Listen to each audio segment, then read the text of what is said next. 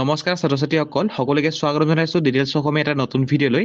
তোমালোকে ইতিমধ্যে সামাজিক মাধ্যমত বিভিন্ন তথ্য পাই আছা যে 21 এপ্ৰিল তাৰিখে তোমালোকৰ হায়াৰ ছেকেণ্ডেৰী পৰীক্ষাৰ ফলাফল ঘোষণা কৰিব।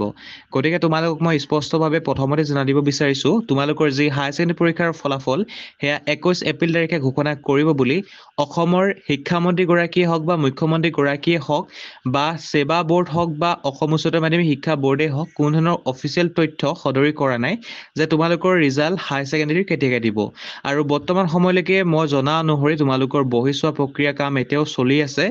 গতিকে তোমালোকৰ যি হায়াৰ ছেকেণ্ডেৰী পৰীক্ষাৰ ফলাফল 21 এপ্ৰিল তাৰিখে ঘোষণা কৰাৰ সম্ভাৱনা বহুতে বেছি কম আছে। গতিকে ছাত্ৰ ছাত্ৰীসকল 21 এপ্ৰিল তাৰিখে যি ৰিজাল্ট সেয়া সম্পূৰ্ণভাৱে ভুৱা তথ্য হয়। 21 এপ্ৰিল তাৰিখে তোমালোকৰ ঘোষণা ৰিজাল্ট নকৰে আৰু সঠিক তথ্য তোমালোকে আমাৰ হোৱাটছআপ চেনেলত পাই যাবা। যেতিয়াই ফিক্স আপডেট আহিব যে আজি বা কাইলৈ ৰিজাল্ট ঘোষণা কৰিব বুলি, তেতিয়াই তোমালোকে আমাৰ হোৱাটছআপ চেনেলত আপডেট পাই যাবা।